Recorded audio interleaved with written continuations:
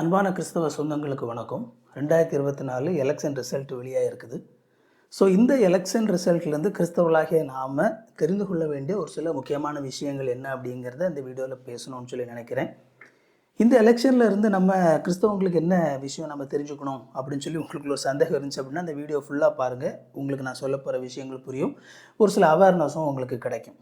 Right, இப்போ உங்களை இந்த எலெக்ஷன்லேருந்து 2024 ஒரு 5 வருஷம் உங்களை முன்னாடி கூட்டிகிட்டு போகிறேன். ஸோ 5 வருஷத்துக்கு முன்னாடி நடந்த ஒரு சில சம்பவங்கள் அதில் பார்த்தீங்க அப்படின்னா ஏற்கனவே ஒரு 5 வருடங்கள் பிஜேபி ஏற்கனவே ஆட்சி பண்ணியிருந்தாங்க. அதுக்கு அடுத்த எலெக்ஷன் வரப்போகுது. இந்த நேரத்தில் பார்த்தீங்க அப்படின்னா நம்ம அந்த காலகட்டத்தில் நம்ம கிறிஸ்டியன் சர்க்கிளில் நடந்த அக்கப்போருக்கு அளவே கிடையாது.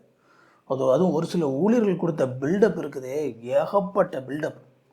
ஒரே தீர்க்க தரிசனம் சொல்கிறதும், பயங்கரமாக ஜெபம் பண்ணுறதும், அதுவும் இதுவுமா பார்த்தீங்க அப்படின்னா ஏகப்பட்ட பில்டப் பண்ணிகிட்டு இருந்தாங்க. அதில் ரொம்ப முக்கியமாக பார்த்தீங்க அப்படின்னா போன முறை அந்த எலெக்ஷன் நடந்தப்போ தீர்க்க தரிசனம்லாம் பார்த்தீங்க அப்படின்னா இனிமேல் பிஜேபி ஆட்சிக்கு வராது, இனிமேல் காங்கிரஸ் தான் ஆட்சிக்கு வரப்போகுது அப்படிங்கிற மாதிரி ஒரு சில பேர் நேரடியாகவும் ஒரு சில பேர் மறைமுகமாகவும் குறிப்பால் உணர்த்தியெல்லாம் பயங்கரமாக தீர்க்க தரிசனம் சொன்னாங்க. அதில் அந்த நேரத்தில் அது மட்டும் இல்லாமல் நிறைய ப்ரேயர் மீட்டிங்லாம் நடத்துனாங்க. எலெக்ஷனுக்காக ஸ்பெஷல் ப்ரேயர் அப்படின்லாம் நடத்துனாங்க. அதில் ஒரு மீட்டிங்கில் நானும் கலந்துக்கிட்டு ஒரு மோசமான அனுபவத்துக்கு உட்பட்டேன். அதை கொஞ்சம் பின்னாடி சொல்கிறேன். இப்போது அந்த 5 வருஷத்துக்கு முன்னாடி இந்த குரூப் எல்லாம் பயங்கரமாக தீர்க்க தரிசனம் சொன்னாங்க இல்லையா? என்ன ஆச்சு அப்படின்னா நம்ம எல்லாருக்குமே தெரியும், அவங்க சொன்ன தீர்க்க தரிசனம் எதுவுமே பலிக்காமல் போய் அவங்களுடைய ஜெபம் பயங்கரமாக ஜெபம் பண்ணாங்களே, அவங்களுடைய ஜெபத்துக்கும் பதில் கிடைக்காம போயிடுச்சு. அப்போ என்னாச்சு அப்படின்னா அடுத்த முறையும் என்ன செஞ்சிட்டாங்க, பிஜேபி ஆட்சி அமைச்சிட்டாங்க.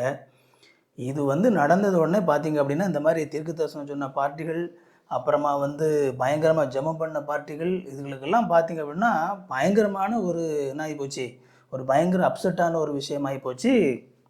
அவங்களுக்கு ஐயோ நம்ம பயங்கரமாக தீர்க்க தரிசனம்லாம் சொன்னோமே, நல்லாமோ பண்ணோமே, கடைசி நம்ம சொன்னதுக்கெல்லாம் ஆப்போசிட் ஆயிடுச்சேன்னு சொல்லி. ஏன்னா இதெல்லாம் பயங்கரமாக தீர்க்க தரிசனம்லாம் ரெக்கார்டெல்லாம் பண்ணி வெளியிட்டாங்களா, நாங்கள் சொல்லலான்ட்டு சொல்ல முடியாது. ஏன்னா எல்லாம் பளிச்சுன்னு சொல்லி ரெக்கார்டு இருக்குது. அப்போது பல நபர்கள் கிறிஸ்தவம் ஒழுங்காக இருக்கணும்னு சொல்லி கிறிஸ்தவத்தில் நடக்கக்கூடிய இப்படிப்பட்ட தவறுகளை பற்றி பேசக்கூடிய பல நபர்கள் இந்த மாதிரி கள்ள தீர்க்க தரிசனம் சொன்ன அந்த ஆட்கள் எல்லாம் கழுவி ஊற்றுறாங்க யூடியூப்பில் வீடியோலலாம். ஸோ அதெல்லாம் நம்ம பார்த்தோம். அப்போது எனக்கு நடந்த ஒரு எக்ஸ்பீரியன்ஸை சொல்கிறேனே. நானும் இதே மாதிரி ஒரு ப்ரேயர் மீட்டிங் ஒன்று அரேஞ்ச் பண்ணியிருந்தாங்க. அப்போது எலெக்ஷனுக்காக ஜெபம் பண்ணுவோம் அப்படின்னு சொல்லி நானும் அங்கே போயிருந்தேன். அங்கே பார்த்தீங்க அப்படின்னா என்ன நடந்ததுன்னா, அங்கே ஜெபம் பண்ணும்போது எல்லாருமே பார்த்தீங்க அப்படின்னா இந்த பிஜேபி ஆட்சிக்கு வரக்கூடாது, காங்கிரஸ் தான் ஆட்சிக்கு வரணும் அப்படிங்கிறத மறைமுகமாக அங்கே உள்ள மக்களுக்கு மைண்டில் புரிகிற மாதிரி நேரடியாக சொல்லலை. ஏன்னா அப்போ ஏற்கனவே பிஜேபி ஆட்சியில் வேறு இருந்துக்கிட்டு இருக்குது. அடுத்தது என்ன நடக்கும்னு உங்களுக்கு தெரியாது. அதனால் நேரடியாக சொல்லாமல் மறைமுகமாக அப்படி ஒரு பூடகமாக அப்படி ஜெபம் பண்ணி பயங்கரமாக ஜெபம் பண்ணிகிட்டு இருந்தாங்க. அப்போது நான் எனக்கும் ஸ்டேஜில் கூப்பிட்டு ஒரு பெரிய ரிக்வஸ்ட் ஒன்று கொடுத்தாங்க. அப்போ நான் ஜெபம் பண்ண போகும்போது இந்த பைபிள் பகுதியை நான் வாசித்தேன். அதாவது அப்போஸ்தலர் 4வது அதிகாரம் அதிலிருந்து 24வது வசனத்துலேருந்து அது சின்ன பகுதியை நான் வாசித்தேன். அதாவது திரும்ப உங்களுக்கு வாசிக்கிறேன். அவர்கள் அதை கேட்டு ஒருமனப்பட்டு தேவனை நோக்கி சத்தமிட்டு, கர்த்தாவே, நீர் வானத்தையும் பூமியையும் சமுத்திரத்தையும் அவர்களை யாவற்றையும் உண்டாக்கியிருக்கிற தேவனாய் இருக்கிறீர். புறஜாதிகள் கொந்தெழுத்து ஜனங்கள் விருதா காரியத்தை சிந்திப்பானேன் என்றும், கர்த்தருக்கு விரோதமாகவும் அவருடைய கிறிஸ்துவுக்கு விரோதமாகவும் பூமியின் ராஜாக்கள் எழும்பின் என்று அதிகாரிகள் ஏகமாய் கூட்டம் கூட்டினார் என்றும் தேவரீர் உடைய தாசனாகிய தாவீதின் வாக்கினால் உரைத்தீரே. அந்தப்படி உம்முடைய கரமும் உம்முடைய ஆலோசனையும் உன்கிறித்தவர்கள் யாவையும் செய்யும்படி ஏரோதும் பொந்தி பிலாத்தும் புறஜாதிகளோடும் இஸ்ரேல் ஜனங்களோடும் கூட நீர் அபிஷேகம் பண்ண உடைய பரிசுத்த பிள்ளையாக இயேசுவுக்கு விரோதமாய் மெய்யாகவே கூட்டம் கூடினார்கள் அப்படிங்கிற இந்த பகுதியை வாசித்துட்டு நான் அவங்ககிட்ட என்ன சொன்னேன் அப்படின்னா, யார் ஆட்சிக்கு வர்றா அப்படிங்கிறத பற்றி நம்ம ரொம்ப வருத்தப்பட வேண்டிய அவசியம் கிடையாது. அஃப்கோர்ஸ் நம்ம ஜெபிக்கிறதுல தவறே கிடையாது, நாம் ஜெபிக்கலாம். ஆனால் என்னமோ இந்த மாதிரிலாம் வேறு மாதிரி ஆட்சிகள் வந்துருச்சுன்னா உடனே கிறிஸ்தவங்கள்லாம் அப்படியே அழிஞ்சு போயிடுவாங்க, அவ்வளோதான், இந்தியாவில் அதுக்கப்புறமா கிறிஸ்தவமே இருக்காது, அப்படி இப்படிங்கிற மாதிரியான ஒரு பில்டப்லாம் கொடுக்க வேண்டிய அவசியம் இல்லை. ஏன்னா இந்த பகுதியில் நம்ம வாசிக்கும்போது இந்த அதிகாரிகள் எல்லாம் என்ன செய்கிறாங்க அப்படின்னா, இவங்க எல்லாருமே கிறிஸ்துவுக்கு விரோதமாக தான் கூட்டம் கூடி செயல்படுறாங்க. ஆனால் 27வது வசனத்தில் பார்த்தீங்கன்னா ரொம்ப இன்ட்ரெஸ்டிங்கான ஒரு ஃபன்னியான ஒரு விஷயத்தை பார்க்கலாம். உம்முடைய கரமும் உம்முடைய ஆலோசனை முன்குறித்தவைகளாயும் செய்யும்படி. இவங்க எல்லாம் சேர்ந்து கிறிஸ்துவுக்கு விரோதமாக செயல்படுறதுக்காகத்தான் ஒன்று சேர்றாங்க. ஆனால் கடைசி என்னெல்லாமோ செய்கிறாங்க. கிறிஸ்துவ சிலுவையில் எல்லாம் அரைஞ்சு முடிச்சுட்டு கடைசியில் பார்த்தா என்ன நடந்திருக்குது அப்படின்னா, கடவுள் என்ன திட்டம் வச்சுருந்தாங்களோ அதை தான் செஞ்சு முடிச்சுட்டு பரிதாபமாக நின்னாங்களாம். அந்த மாதிரி நம்ம ஆண்டவருடைய யார் ஆட்சியில் இருந்தாலும், யார் என்ன மாதிரி நினைச்சாலும், ஆட்சியில் யார் இருந்தாலும் வந்து ஆண்டவருக்கு விரோதமாலாம் யாரும் செயல்பட முடியாது. ஆண்டவருடைய சித்தம் எதை முன்குறித்து இருக்குதோ அதை தான் அவங்க செஞ்சு முடிப்பாங்க அப்படிங்கிற அந்த விஷயத்த நான் பேசினேன் பாருங்க.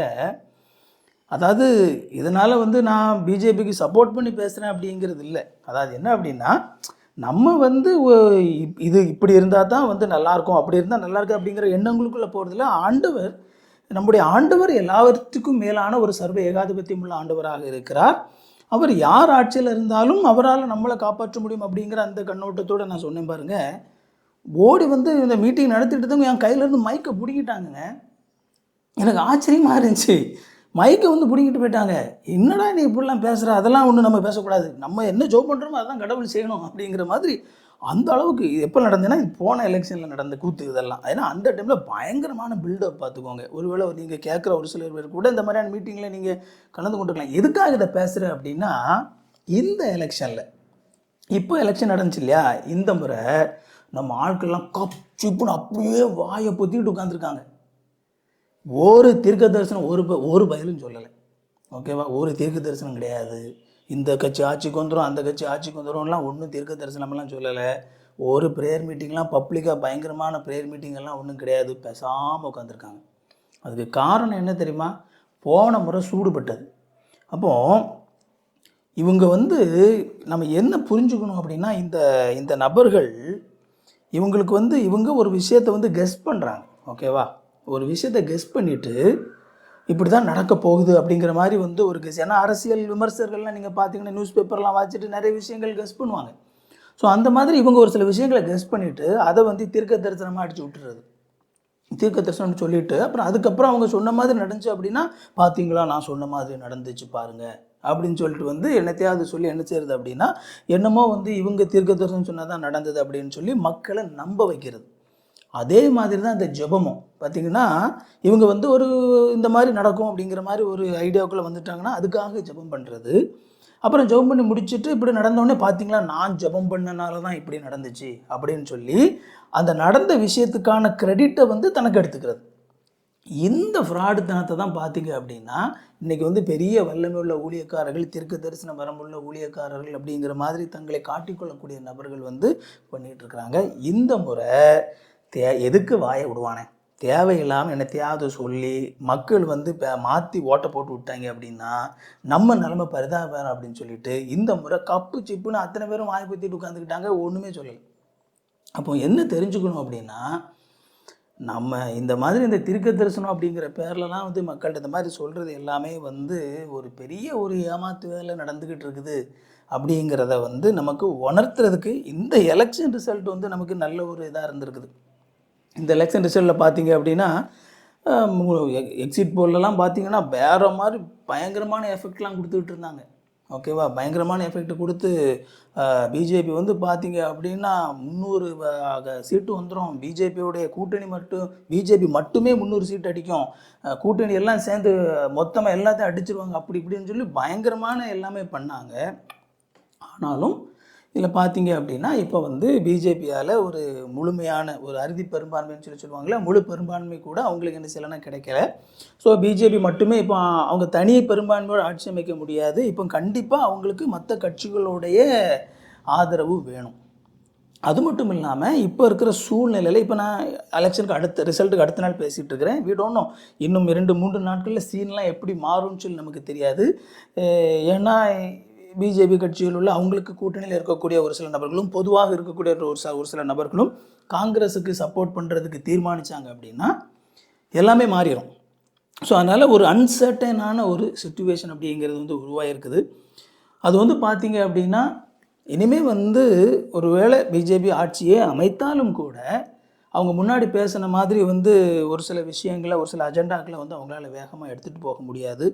ஏன்னா ஈவன் மோடி தான் பிரதமராக வருவாரா அப்படிங்கிற பிஜேபி ஆட்சி அமைத்தாலும் கூட மோடி தான் பிரதமராக வருவாரா அப்படிங்கிற சந்தேகமே இருக்குது. ஏன்னா எதிர்க்கட்சிகள் இப்போ அவங்க ஸ்ட்ராங் ஆகிட்டாங்க. அதாவது எதிர்க்கட்சிகள் ஒரு பக்கம் ஸ்ட்ராங்காக இருக்குது, இன்னொரு பக்கம் கூட்டணி கட்சிகள் கையில் தான் எல்லாமே இருக்குது. அப்போ அவங்க கேட்பாங்க, இல்லை எங்களுக்கு நீங்கள் அவரை வந்து நீங்கள் பிரதமரை வச்சா நாங்கள் சப்போர்ட் பண்ண மாட்டோம், எங்களுக்கு வேறு யாராவது நீங்கள் பிரதமரை வைக்கன்னு சொல்லி வந்து என்ன செய்வாங்கன்னா குடைவாங்க.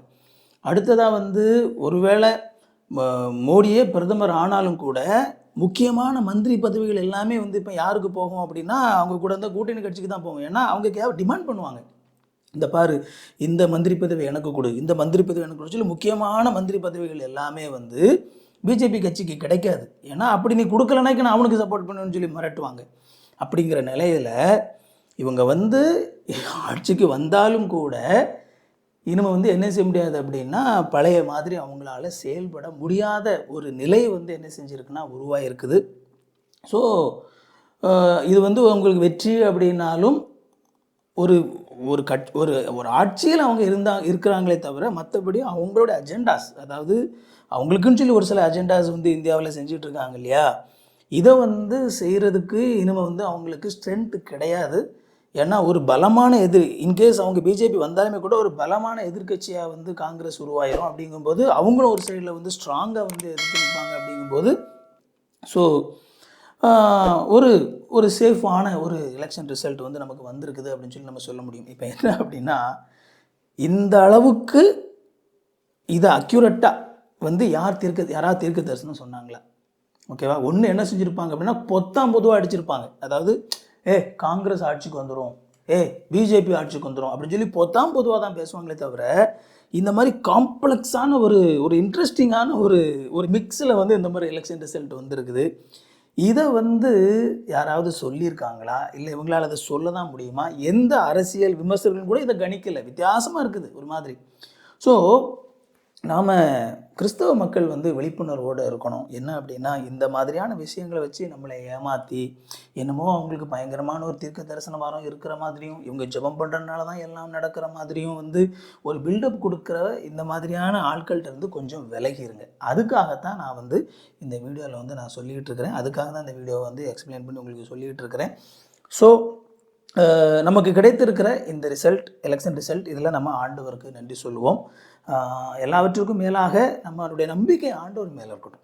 ஏன்னா இந்த உலகத்தில் யார் ஆட்சிக்கு வராங்க அப்படிங்கிறது வந்து நம்மளுடைய பெரிய கன்சர்ன் ஒன்றும் கிடையாது. அஃப்கோர்ஸ் நம்ம வந்து நம்மளால் முடிஞ்ச அளவுக்கு சரியான கட்சிக்கு எது சிறந்த கட்சி, ஓரளவு எது நல்ல கட்சின்னு சொல்லி பார்த்து நம்ம ஓட்டளிக்கிறோம்.